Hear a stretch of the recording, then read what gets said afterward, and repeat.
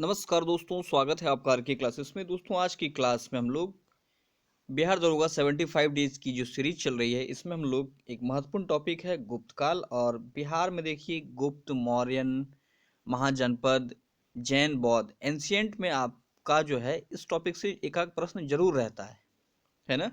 तो इसे अच्छे से तैयार करेंगे। इसमें हम लोग जो है लूसेंट के फैक्ट्स, क्राउन के फैक्ट्स, घटना चक्र, सार संग्रह के जो इंपॉर्टेंट फैक्ट्स है उनको एक जगह कलेक्शन करके पढ़ेंगे। और देखिए, ये यहाँ लिखा हुआ है बिहार दरोगा 75 डे सीरीज, लेकिन ये किसी भी एग्जाम के लिए महत्वपूर्ण है। साथ ही दोस्तों देखिए, 67th बीपीएससी का जो कैलेंडर जारी हो गया है। अब देखते हैं क्या होता है आगे। फिलहाल तो अभी जो 66वीं बीपीएससी है उसके लिए सेंटर को लेकर के अभी संग्राम चल रहा है। आप लोग वाकिफ ही होंगे उससे। कहीं ना कहीं अगर देखा जाए तो जैसा जैसा सिचुएशन अभी चल रहा है वर्तमान में, तो ये कहीं ना कहीं हम लोगों के साथ अन्याय है, एक तरह से आप कह सकते हैं। काफ़ी मुश्किलें आएंगी। दो प्रॉब्लम चलता है। एक देखिए, एक तो अभी सेंटर का हो गया, उसके बाद देखिए जब ये प्री का एग्ज़ाम होगा उसके बाद क्या होगा आपको पता चलेगा कि करीब से करीब जो है ना, 8 से 10 क्वेश्चन जो है आपका पता चलेगा कि या तो वो डिलीट कर दिया गया या उसका आंसर बदल दिया गया, है ना। तो ये न जाने कब समाप्त होगा। ठीक है, तो ये भी बहुत बड़ा प्रॉब्लम है आयोग का। इसके अलावा कोई भी एग्ज़ाम होता है तो उसमें देखते हैं कि कहीं ना कहीं जो है किसी न किसी जगह से, सेंटर से लीक की बात हो जाती है, लेकिन इस पर ध्यान किसी का भी नहीं जाता है। बात कर लें अगर आप बिहार एसएससी का भी, तो उसमें भी देख रहे हैं 6 साल 7 साल हो गया है। तो शिक्षा के मामले में इस पर जो है ध्यान देने की आवश्यकता है, जो कि इस मामले में कहीं ना कहीं जो है सरकार को ध्यान देना चाहिए। खैर चलिए हम लोग शुरू करते हैं। गुप्तकाल अपना आज का टॉपिक है। दोस्तों, यदि चैनल पर आप नए हैं तो इसे सब्सक्राइब करें, पास वाले बेल आइकन को दबाएं। वीडियो अच्छा लगता है तो इसे लाइक और शेयर जरूर करें। साथियों, अपना टॉपिक है गुप्त साम्राज्य। देखिए, गुप्त साम्राज्य में क्या कहता है, कह रहा है कि कला, संस्कृति, साहित्य, विज्ञान, इन सभी के विकास के कारण गुप्त काल को भारतीय इतिहास का स्वर्णिम युग कहा जाता है। देखिए, पहला ही क्वेश्चन यहाँ से आपका बन जाएगा। प्राचीन भारत में किस काल को भारतीय इतिहास का स्वर्णिम युग कहा जाता है? तो ध्यान रखना है, यह है काल गुप्त काल। ठीक है। अब देखेंगे गुप्त शासकों का क्रम। अगर आप देखें यहाँ पर तो कहता है पहला है श्रीगुप्त। ठीक है, ये गुप्त वंश के संस्थापक माने जाते हैं। ठीक है, श्रीगुप्त के बाद घटोत्कच, फिर है चंद्रगुप्त प्रथम। और चंद्रगुप्त प्रथम को ही गुप्त वंश का वास्तविक संस्थापक माना जाता है। तो ध्यान रखिएगा, अगर वास्तविक ऐड कर दे तो हमें चंद्रगुप्त प्रथम लगाना है। उसके बाद अगर देखें आप तो समुद्रगुप्त, ये गुप्त वंश का सबसे महान शासक किसे माना जाता है? तो ये समुद्रगुप्त हैं। फिर रामगुप्त, ठीक है, फिर चंद्रगुप्त द्वितीय, कुमारगुप्त, स्कंदगुप्त, उसके बाद जो लास्ट है ये है विष्णुगुप्त, अंतिम शासक। तो ध्यान क्या रखना है साथियों, इसमें जो है चंद्रगुप्त प्रथम जिन्हें की वास्तविक संस्थापक माना जाता है, समुद्रगुप्त जो कि सबसे महान शासक माने जाते हैं, विष्णुगुप्त अंतिम शासक। ठीक है, चलिए अब इसको विस्तार से देखते हैं। पहले जो अपना शासक हैं ये हैं चंद्रगुप्त प्रथम। चंद्रगुप्त प्रथम को गुप्त वंश का वास्तविक संस्थापक माना जाता है। ध्यान रखिएगा। आगे कहता है कि चंद्रगुप्त प्रथम ने 319 ईस्वी में गुप्त संवत शुरू किया था। ये क्वेश्चन पूछा गया आपसे कई दफा, कब किया गया था? 319 में, ध्यान रखना है। आगे कहता है गुप्त काल का प्रथम शासक चंद्रगुप्त प्रथम था, जिसने अपनी पत्नी के नाम पर कुमार देवी प्रकार के सोने का सिक्का चलाया था। अब देखिए, सवाल अगर आपसे पूछ ले कुमार देवी प्रकार के सोने का सिक्का किसने चलाया था, तो चंद्रगुप्त प्रथम ने। ध्यान रखना है। ठीक है, चलिए इतना जो है चंद्रगुप्त प्रथम के बारे में बेसिक फैक्ट जान गए। अब देखते हैं समुद्रगुप्त के बारे में। गुप्त वंश का सबसे महान शासक समुद्रगुप्त था। ध्यान रखिए, सबसे महान शासक समुद्रगुप्त। आगे देखते हैं। समुद्रगुप्त के बारे में जानकारी जो हमें है प्रयाग प्रशस्ति से मिलती है। देखिए, ये जो प्रयाग प्रशस्ति है इससे कई दफा क्वेश्चन बन गया है ना।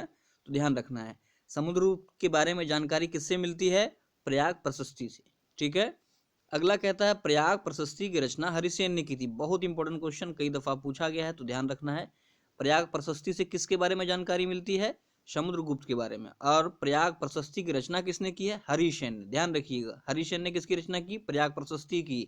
और इससे किसके बारे में जानकारी मिलता है? समुद्रगुप्त के बारे में। ऐसे याद कर लेना है इसको, ठीक है। तो प्रयाग प्रशस्ति का जो रचनाकार है ये हरिसेन है। और हरिसेन कौन है? तो हरिसेन समुद्रगुप्त का दरबारी कवि है। ये देखिए, ये सवाल भी पूछा गया है, समुद्रगुप्त का दरबारी कवि कौन था? हरिसेन। हरिसेन ने किसकी रचना की? प्रयाग प्रशस्ति की, ठीक है। इसके अलावा देखिए, हरिसेन ने इलाहाबाद प्रशस्ति की रचना की थी। ध्यान रखिएगा, प्रयाग प्रशस्ति, इलाहाबाद प्रशस्ति, ठीक है, ध्यान रखना है। आगे कहता है समुद्रगुप्त को भारत का नेपोलियन कहा जाता है। देखिए इंपॉर्टेंट क्वेश्चन, सारा इंपॉर्टेंट फैक्ट एग्जाम में कई दफा पूछा जा चुका है, तो ध्यान रखना है। भारत का नेपोलियन किसे कहा जाता है? समुद्रगुप्त को। और ये किसने कहा था? तो विंसेंट स्मिथ ने कहा था। ध्यान रखना है, भारत का नेपोलियन समुद्रगुप्त। किसने बोला? विंसेंट स्मिथ ने। देखिए जो समुद्रगुप्त है, समुद्रगुप्त को सिक्कों पर वीणा बजाते हुए दिखाया गया है। हर एक लाइन जो है आपका क्वेश्चन पूछा गया एग्जाम में, ठीक है। हर एक लाइन से प्रश्न बना हुआ है, ठीक है। आप लोगों को पता भी होगा जब आप इस लाइन को पढ़ रहे हैं, कई दफा ये सब क्वेश्चन पूछा गया है। तो अगर आपसे पूछ ले गुप्त वंश के किस शासक को सिक्कों पर वीणा बजाते हुए दिखाया गया है, तो ये है अपना समुद्रगुप्त, ठीक है। चलिए, समुद्रगुप्त जो है ये विष्णु का उपासक था। ध्यान रखना, किसका उपासक था समुद्रगुप्त? विष्णु का, ठीक है। और समुद्रगुप्त को सिक्कों में लिच्छवी दौहित्र कहा गया है। इंपॉर्टेंट, किस गुप्त शासक को लिच्छवी दौहित्र कहा गया है? तो समुद्रगुप्त को। इसे ही भारत का नेपोलियन कहा जाता है। विंसेंट स्मिथ ने किया था। इसका दरबारी कवि हरिसेन था, जिसने प्रयाग प्रशस्ति की रचना की थी। क्लियर है यहाँ तक? देखिए समुद्रगुप्त ने कविराज की उपाधि धारण की थी। बहुत इंपॉर्टेंट क्वेश्चन, निम्न में से किस गुप्त शासकों ने कविराज की उपाधि धारण की थी? तो ध्यान रखना है, कौन? समुद्रगुप्त। क्लियर है? आगे देखते हैं क्या कहता है। भानुगुप्त के एरन अभिलेख के समुद्रगुप्त को प्रसन्न होने पर कुबेर तथा नाराज होने पर यमराज कहा गया है। बहुत इंपॉर्टेंट है, ठीक है। भानुगुप्त का जो एरन अभिलेख है, ये भी ध्यान रखिए, किसका एरन अभिलेख? भानुगुप्त का। इसमें समुद्रगुप्त को प्रसन्न होने पर कुबेर कहा गया है और नाराज होने पर यमराज कहा गया है, ठीक है। सवाल आपसे अगर पूछ ले कि एरन अभिलेख में किसे कुबेर कहा गया है, तो समुद्रगुप्त को। या पूछ ले कि यमराज किसे कहा गया, तो ये भी समुद्रगुप्त को, ठीक है। आगे देखिए, बहुत इंपॉर्टेंट, कहता है समुद्रगुप्त के प्रयाग प्रशस्ति वाले स्तंभ पर मुगल शासक जहांगीर का लेख मिलता है। कई दफा क्वेश्चन पूछा गया है आपका। सवाल अगर आपसे पूछ ले कि प्रयाग प्रशस्ति स्तंभ पर किस जो है मुगल शासक का उल्लेख मिलता है, तो ये है जहांगीर। ध्यान रखना है। तो चंद्रगुप्त प्रथम हो गया, समुद्रगुप्त हो गया। अब देखते हैं चंद्रगुप्त द्वितीय। इनसे कई सारे फैक्ट बनते हैं, तो ध्यान रखना है। कहता है चंद्रगुप्त द्वितीय ने नागवंश की राजकुमारी कुबेर नाग से विवाह किया, ठीक है। किससे विवाह किया था? कुबेर नाग से। और ये नागवंश की राजकुमारी थी, ठीक है। इन दोनों की पुत्री हुई जिसका नाम था प्रभावती। ध्यान रखिए, इन दोनों की पुत्री का नाम क्या था? यह चंद्रगुप्त द्वितीय की पुत्री का नाम प्रभावती। और इस प्रभावती का विवाह जो हुआ, ये वाकाटक वंश का शासक रुद्रसेन द्वितीय से। ध्यान रखिए, सवाल अगर आपसे पूछ लेगा रुद्रसेन द्वितीय किस वंश का था, तो वाकाटक वंश। क्लियर है? क्या देखा हम लोगों ने? चंद्रगुप्त द्वितीय ने कुबेर नाग से विवाह किया, जो कि नागवंश की थी। और इन दोनों की पुत्री जिसका नाम प्रभावती था, प्रभावती का विवाह वाकाटक वंश की शासक रुद्रसेन द्वितीय से हुआ। अब देखिए, वाकाटक की सहायता से जब इसका चंद्रगुप्त द्वितीय का वाकाटक वंश से संबंधी बन गए, तो इसी की सहायता से चंद्रगुप्त द्वितीय ने शकों को बुरी तरह से पराजित किया था। ध्यान रखना है। और विक्रमादित्य की उपाधि धारण की थी, ठीक है। जिसके पश्चात चंद्रगुप्त द्वितीय को शकरी कहा गया। शकरी, शकों का नाश करने वाला। ध्यान रखिए, किस गुप्त शासक को शकरी कहा जाता है? तो चंद्रगुप्त द्वितीय को। क्लियर है? किसे पराजित करने के बाद चंद्रगुप्त द्वितीय ने विक्रमादित्य की उपाधि धारण की? तो शकों को पराजित करने के बाद। कौन सी उपाधि? विक्रमादित्य। अभी हम लोगों ने पढ़ा था कविराज कौन किया था? समुद्रगुप्त। समुद्रगुप्त का दरबारी कवि हरिसेन, जिसने क्या लिखा था? इलाहाबाद प्रशस्ति। ध्यान रखना है, ठीक है। सकरी किसे कहा जाता है? चंद्रगुप्त द्वितीय या विक्रमादित्य को। अब देखिए, चंद्रगुप्त द्वितीय के दरबार में नवरत्न रहते थे, ये इंपॉर्टेंट है, इससे कई सारा फैक्ट हमारा बनता है एग्जाम में। तो देखते हैं ये नवरत्न कौन कौन से थे। पहला जो इसमें है ये है अमर सिंह। ध्यान रखना है, इन सभी के नाम आपको ध्यान रखने होंगे, क्योंकि हो सकता है आपसे पूछ लेगा कि निम्न में से कौन जो है दरबारी नहीं था या नवरत्न में नहीं था चंद्रगुप्त द्वितीय के। तो ध्यान रखिए, पहला है अमर सिंह। अमर सिंह ने संस्कृत शब्दकोश अमरकोश की रचना की थी। तो अमर से याद हो जाएगा अमरकोश, ठीक है। नेक्स्ट देखिए, धन्वंतरी, बहुत इंपॉर्टेंट, धन्वंतरी, ठीक है। इन्हें, ये जो है धन्वंतरी जो है, ये गुप्त काल के महानतम चिकित्सक थे। ध्यान रखना है, गुप्त काल के महानतम चिकित्सक, ये आपको रट लेना है, बहुत इंपॉर्टेंट है। फिर है हरिसेन, ये तो हम लोगों ने पहले भी पढ़ा कि ये दरबारी कवि थे। नेक्स्ट है कालिदास। कालिदास जो है प्रसिद्ध नाटककार थे, और देखिए कालिदास को भारत का शेक्सपियर कहा जाता है। इंपॉर्टेंट, भारत का शेक्सपियर कालिदास। अभी भारत का नेपोलियन कौन देखे थे? समुद्रगुप्त, ठीक है, ध्यान रखना है। फिर है छपनक, ठीक है, छपनक, ये कौन थे? तो ये ज्योतिष शास्त्री थे। शंकु, ये महान स्थापत्यकार थे, है ना। अगला है वरामिहिर, खगोल शास्त्री थे। ध्यान रखिएगा, वरामिहिर खगोल शास्त्री। बेताल भट्ट, ये जादूगर थे। और वररुचि, ये व्याकरणकार एवं संस्कृत के ज्ञाता थे, ठीक है। तो ये 9 नाम हमें ध्यान में जरूर रखने हैं। क्या क्या था? तो पहले हम लोगों ने देखा था अमर सिंह, जिन्होंने जो संस्कृत शब्दकोश अमरकोश की रचना की।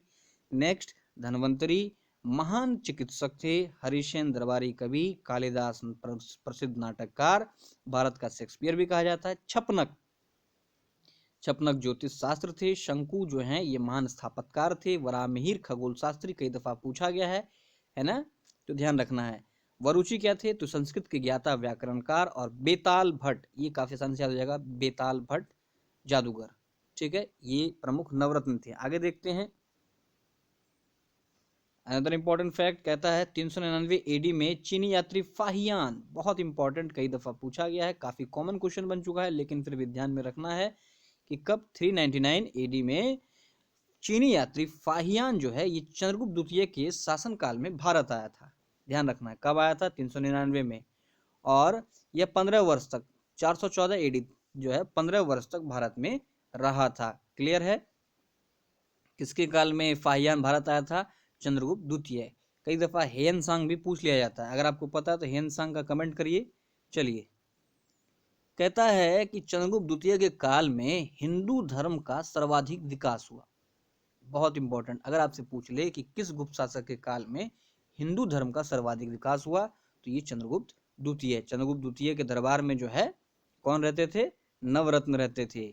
और चंद्रगुप्त द्वितीय को ही शकरी कहा जाता था, शकों का विनाशक, ठीक है।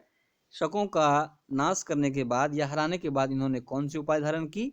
तो विक्रमादित्य की। इसकी पुत्री कौन थी? और जिसका विवाह जो हुआ था किससे? वाकाटक वंश का रुद्रसेन से। ध्यान रखना है। फिर देखिए, चंद्रगुप्त द्वितीय ने परम भागवत की उपाधि भी धारण की थी। इंपॉर्टेंट वन, परम भागवत की उपाधि किस गुप्त शासक ने धारण किया? चंद्रगुप्त द्वितीय ने, ठीक है। आगे कहता है कि भारत का प्रथम मंदिर, पहला मंदिर, भारत का प्रथम मंदिर दशावतार मंदिर। कौन सा मंदिर? दशावतार मंदिर। ये चंद्रगुप्त द्वितीय के काल में झांसी में बना था। ध्यान रखिए, सवाल अगर आपसे पूछ लेगा दशावतार मंदिर किस गुप्त शासक के काल में बना, तो ये है चंद्रगुप्त द्वितीय के काल में। कहां पर? झांसी में। ध्यान रखिए। आगे कहता है, देखिए, हिंदू देवी देवताओं की मानव आकृति की पूजा गुप्त काल से शुरू हुआ है। इंपॉर्टेंट, ठीक है, कि हिंदू देवी देवताओं की जो मानव आकृति की जो पूजा की जाती है ये कब शुरू हुआ है? तो गुप्त काल से ही शुरू हुआ है। और गुप्त काल में ही वेदों को जो है लिपिबद्ध भी किया गया था। ध्यान रखिएगा, किस काल में वेदों को लिपिबद्ध किया गया? तो गुप्त काल में। मानव आकृति पूजा कब से शुरू हुई भगवानों की? तो गुप्त काल से, ठीक है। पहला मंदिर दशावतार मंदिर चंद्रगुप्त द्वितीय के काल में बना, झांसी में। चंद्रगुप्त द्वितीय ने परम भागवत और विक्रमादित्य की उपाधि धारण की थी, ठीक है, शकों को हराने के बाद। चंद्रगुप्त द्वितीय के काल में हिंदू का सर्वाधिक विकास हुआ। इनके दरबार में जो है नवरत्न रहते थे। फाहियान जो चंद्रगुप्त द्वितीय के काल में भारत आया था, ठीक है। नवरत्न में अगर आपको ध्यान में रखना है क्या क्या इंपॉर्टेंट, तो एक तो अमर सिंह थे, ठीक है, फिर धन्वंतरी, हरिसेन, फिर छपनक, बेताल भट्ट, इसी तरह से इंपॉर्टेंट बन आपको ध्यान में रख लेना है, ठीक है। चलिए, वरुरुचि ऐसे करके थे। आगे देखते हैं, अगले जो शासक हैं ये हैं कुमारगुप्त, ठीक है, या महेंद्रदित्य।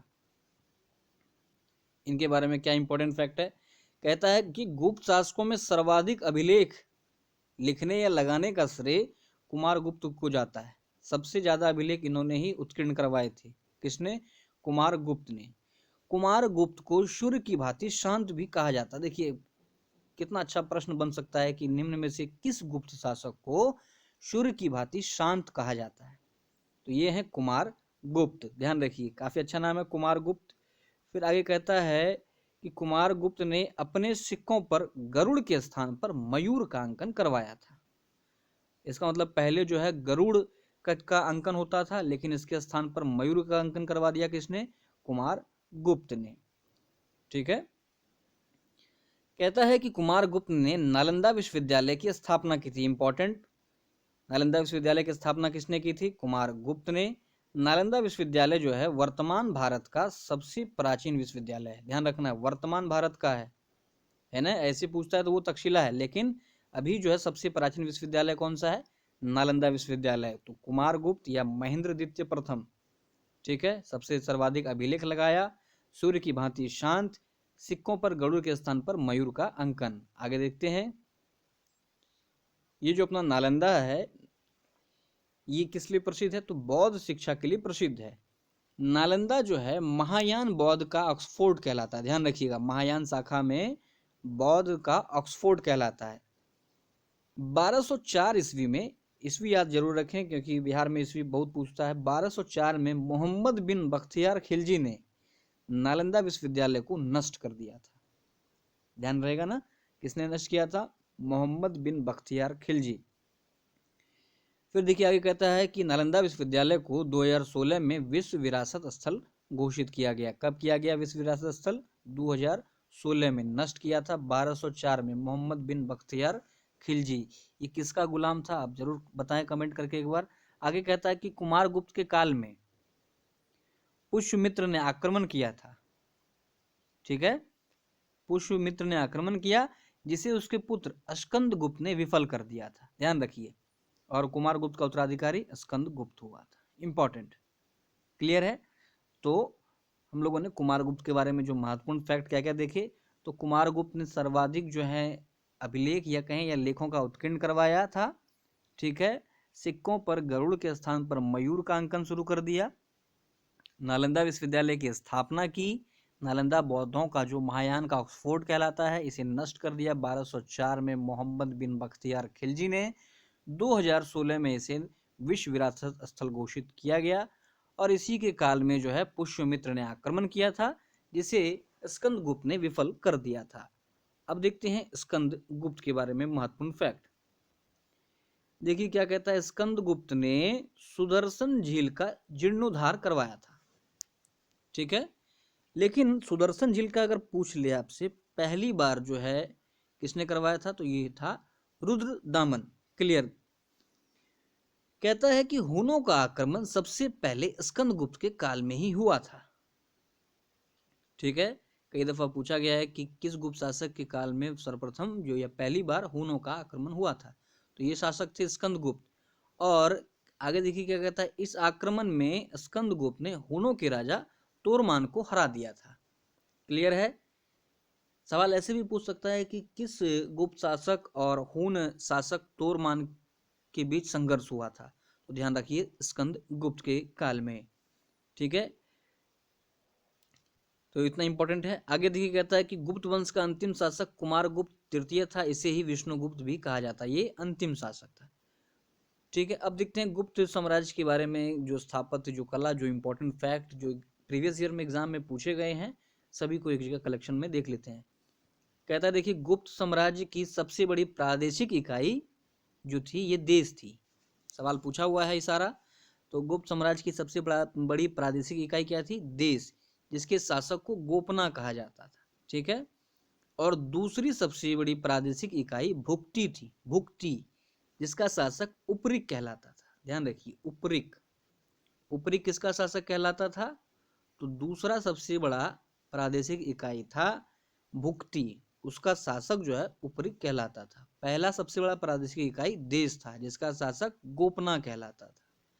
आगे देखिए, कहता है कि गुप्त साम्राज्य में पुलिस विभाग का मुख्य दंडाधिकारी जो है ये दंडपाशिक कहलाता था। क्या कहलाता था? दंडपाशिक, दंडाधिकारी दंडपाशिक। आगे अगर बात करें तो जंगल भूमि को गुप्त काल में अप्रहत कहते थे। क्या कहते थे? अप्रहत, काफी छोटा दिख रहा होगा, अप्रहत कहते थे। अप्रहत किसे कहते थे? तो जंगल भूमि को। और ऐसी भूमि जो जोतने योग्य नहीं होती थी, ठीक है, उसे कहा जाता था सिल। क्या कहते थे? सिल। या पूछे कि बंजर भूमि को क्या कहते थे? तो सिल। ध्यान रखिए, गुप्त काल में उज्जैन जो है ये सबसे महत्वपूर्ण व्यापारिक केंद्र था। ठीक है, गुप्त काल में महत्वपूर्ण व्यापारिक केंद्र कहाँ था? उज्जैन। गुप्त काल की स्वर्ण मुद्रा को दिनार कहा जाता था। इंपॉर्टेंट, कई दफा पूछा गया है ये। ऐसे तो ये सारे प्रश्न जो है किसी न किसी एग्जाम में पूछे गए हैं, तो ध्यान रखिएगा। कहता है कि कायस्थों का सर्वप्रथम वर्णन याज्ञवल्क्य की स्मृति में मिलता है। इंपॉर्टेंट, कई दफा पूछा गया है। कायस्थों का वर्णन सबसे पहले कहाँ मिलता है? तो याज्ञवल्क्य की स्मृति में मिलता है। ध्यान रखिए, आगे देखते हैं। और इनफैक्ट आगे कहता है कि गुप्त काल में चांदी का सिक्का रुपया का कहलाता था। सोने का भी हम लोगों ने देखा दिनार, चांदी का रुपया का। ध्यान रखिए, यहाँ भी लिखा हुआ है स्वर्ण मुद्रा दिनार कहलाता था। आगे कहता है पहली बार किसी के सती होने का प्रमाण, जो सती प्रथा हम लोग पढ़ रहे हैं, ये पढ़ते थे, पढ़ते भी हैं, ठीक है, विलियम बेंटिक ने खत्म किया। लेकिन पहली बार जो प्रमाण मिलता है ये भानुगुप्त के एरन अभिलेख से मिलता है। ध्यान रखिए, इंपॉर्टेंट है। पहली बार सती होने का प्रमाण किससे मिलता है? तो भानुगुप्त का एरन अभिलेख। एरन अभिलेख किसका है? भानुगुप्त का, ध्यान रखना है। कहता है कि अजंता में 29 गुफाओं में वर्तमान में 6 शेष हैं। टोटल 29 में वर्तमान में 6 शेष है, जिसमें गुफा संख्या 16 एवं 17 गुप्तकालीन है। सवाल पूछ लेगा कि अजंता में कौन सा गुफा संख्या जो है गुप्तकालीन है? 15, 14, 16, 17, 18, 20, है ना? तो ध्यान रखिए, गुफा संख्या 16, 17 गुप्तकालीन है। और अजंता की जो गुफाएं हैं ये बौद्ध धर्म की महायान शाखा से संबंधित है। इंपॉर्टेंट, अगर आपसे पूछ ले अजंता की गुफाएं बौद्ध धर्म की किस शाखा से संबंधित है, तो महायान शाखा से। ध्यान रखना है। आगे कहता है कि बाघ गुफा का निर्माण, कौन सा गुफा? बाघ गुफा का निर्माण विंध्य पर्वत को काट करके गुप्त काल में बनाया गया था। ध्यान रखिए, सवाल कैसे पूछा गया है कि बाघ गुफा का निर्माण किस पर्वत को काटकर गुप्त काल में बनाया गया था? तो विंध्य पर्वत को। कहता है आर्यभट्ट ने आर्यभट्टियम एवं सूर्य सिद्धांत नामक ग्रंथ लिखे। ये देखिए, ये तो सब कोई जानता है, लेकिन ये पूछा गया एग्जाम में कई दफा कि सूर्य सिद्धांत ग्रंथ किसने लिखा है? तो आर्यभट्ट ने। ठीक है, आर्यभट्ट ने सूर्य ग्रहण एवं चंद्र ग्रहण के वास्तविक कारण बताए। साथ ही यह भी उन्होंने बताया, पहले भारतीय वैज्ञानिक थे जिन्होंने बताया कि पृथ्वी अपनी धुरी पर घूमती है। ठीक है, पृथ्वी अपने अक्ष पर भी घूमती है और अपने अक्ष पर घूमने के साथ साथ जो है सूर्य का भी परिक्रमा करती है। ये आर्यभट्ट ने ही सबसे पहले बताया था। आगे देखते हैं, कहता है गुप्त काल में विष्णु शर्मा द्वारा पंचतंत्र लिखा गया है, जो कि 5 भागों में बटा है। ध्यान रखिए, पंचतंत्र किसने लिखा? विष्णु शर्मा ने। ब्रह्मगुप्त ने न्यूटन से पूर्व ही बता दिया था, न्यूटन से पहले बता दिया था कि सभी वस्तु पृथ्वी पर गिरती है। अर्थात गुरुत्वाकर्षण का कंसेप्ट जो है सबसे पहले ब्रह्मगुप्त ने ही बताया था। ध्यान रखिए, गुप्त काल में चांदी के सिक्कों को रुपया कहा जाता था, ये हम लोगों ने देखा, सोना का दिनार। ठीक है, नेक्स्ट कहता है कि त्रिमूर्ति की अवधारणा का विकास गुप्त काल में ही हुआ है। ध्यान रखिए, त्रिमूर्ति की अवधारणा का विकास किस काल में हुआ है? गुप्त काल में। आगे कहता है सांस्कृतिक उपलब्धियों के कारण भारतीय इतिहास का स्वर्ण युग कहा जाता है, ये हम लोगों ने पीछे देख लिया। फिर देखिए गुप्त काल में राजस्व क्या था, उपज का छठा भाग, ध्यान रखिए 1/6। फिर हम लोग देखते हैं आगे क्या कहता है, समुद्रगुप्त को पृथिव्या प्रथम वीर की उपाधि समुद्रगुप्त ने धारण की थी। ये देखिए उपाधि से क्वेश्चन पूछा जाता है, ठीक है। पृथिव्या प्रथम वीर है ना, किसने धारण की थी, समुद्रगुप्त ने। और स्कंदगुप्त ने हूणों को पराजित किया था, अभी हम लोगों ने देखा था तोरमान जो शासक था, है ना, हूण आक्रमणकारी तोरमान, इसे स्कंदगुप्त ने पराजित किया था। पंच सिद्धांतिका की रचना वराहमिहिर ने की थी। वराहमिहिर है ना, खगोल शास्त्री जो भी हम लोगों ने देखा था नवरत्न में थे, इन्होंने पंच सिद्धांतिका की रचना की थी। कहता है गुप्तकालीन विष्णु मंदिर जबलपुर मध्य प्रदेश में है। कहां पर है विष्णु मंदिर, गुप्तकालीन जबलपुर में है, एमपी। गुप्तकालीन दशावतार मंदिर जो कि पहला मंदिर है भारत का, देवगढ़ यूपी में बेतवा नदी के किनारे स्थित है। किस नदी के किनारे स्थित है दशावतार मंदिर, बेतवा। कहां पर है, यूपी में, ध्यान रखिए। आगे कहता है गुप्तकालीन ईंट से निर्मित भीतरगांव लक्ष्मण मंदिर, ये भी कहां पर है, यूपी में है, ध्यान रखिएगा। लक्ष्मण मंदिर यूपी में, जो कि ईंट से निर्मित है, गुप्तकालीन है। आगे कहता है कि गरुड़ गुप्तों का राज चिन्ह है, राज चिन्ह था, जो विष्णु का वाहन था, ठीक है ना। तो अभी हम लोगों ने गरुड़ से संबंधित एक फैक्ट देखा था कि कुमार गुप्त ने गरुड़ के स्थान पर मयूर को सिक्कों पर उत्कीर्ण करवाया था। आगे देखिए अभी हम लोगों ने जस्ट पढ़ा कि गुफा संख्या 16 और 17 गुप्तकालीन है, जो कि महायान बौद्धों के महायान शाखा से संबंधित है। आगे कहता है गुफा संख्या 16 में मरणासन राजकुमारी का चित्र है। सवाल देखिए पूछा गया भी है, मरणासन राजकुमारी का चित्र किस गुफा में है, तो गुफा संख्या 16 में। आगे देखते हैं गुप्तकालीन बाघ गुफा विंध्य पर्वत को काटकर बनाया गया, इसे भी हम लोगों ने देख लिया। आगे कहता है अभिज्ञान शकुंतलम, मोस्ट इंपॉर्टेंट, अभिज्ञान शकुंतलम पहला भारतीय रचना है जिसका अनुवाद यूरोपीय भाषा में हुआ था। और दूसरा जो है ये भागवत गीता है, तो ध्यान रखिएगा, पहला भारतीय रचना जिसका अनुवाद यूरोपीय भाषा में हुआ ये अभिज्ञान शकुंतलम है। उसके बाद जो है भागवत गीता का अनुवाद हुआ है, इंपॉर्टेंट है। कहता है शूद्रक की रचना मृच्छकटिकम या माटी का खिलौना, ध्यान रखिएगा, मृच्छकटिकम का रचयिता शूद्रक, इसे माटी का खिलौना भी कहा जाता है। इस में जो है ब्राह्मण एवं वैश्या के प्रेम संबंधों को दर्शाया गया है, ध्यान रखिएगा। ब्राह्मणों को सर्वाधिक या सबसे अधिक दान, ग्राम दान जो है गुप्त शासकों ने दिया था, इंपॉर्टेंट है ना, तो ध्यान रखना है। अशोक भी आपको मिलेगा आंसर में, गुप्त शासकों ने दिया था। चंद्रगुप्त द्वितीय को देवगुप्त भी कहा जाता है। परम भागवत विक्रमादित्य की उपाधि धारण की थी, हम लोगों ने पीछे पढ़ा, इसे देवगुप्त भी कहा जाता है। नेक्स्ट देखिए समुद्रगुप्त के प्रयाग प्रशस्ति वाले स्तंभ पर जहांगीर का लेख मिलता है, जो कि हम लोगों ने पीछे थ्योरी में पढ़ लिया। चंद्रगुप्त द्वितीय को शक विजेता या शकरी कहा जाता है, बिल्कुल सही बात है। आगे कहता है गुप्त काल में उत्तर भारतीय व्यापार, ठीक है, नॉर्थ इंडिया का व्यापार जो है ताम्रलिप्ति या कोलकाता बंदरगाह से होता था, इंपॉर्टेंट, आपको ये नाम नहीं मिलेगा कोलकाता, ताम्रलिप्ति ही मिलेगा, ध्यान रखिएगा। गुप्त संबंध की स्थापना चंद्रगुप्त प्रथम ने 319 में किया था, बिल्कुल हम लोग पढ़ चुके हैं। कहता है वेदों को लिपिबद्ध गुप्त काल में किया गया। हिंदू देवी देवताओं की मानव आकृति की पूजा गुप्त काल से शुरू हुई है, ये सारा फैक्ट हम लोग पीछे कर चुके हैं। समुद्रगुप्त को वीणा बजाते हुए सिक्कों पर दिखाया गया है, ये सारा इंपॉर्टेंट फैक्ट है। उम्मीद है ये गुप्त काल से संबंधित जो भी महत्वपूर्ण फैक्ट है आपने पहले तो पढ़े ही होंगे, फिर आपका अच्छे से रिवीजन हो गया होगा। वीडियो अच्छा लगा तो इसे लाइक और शेयर जरूर करें। धन्यवाद।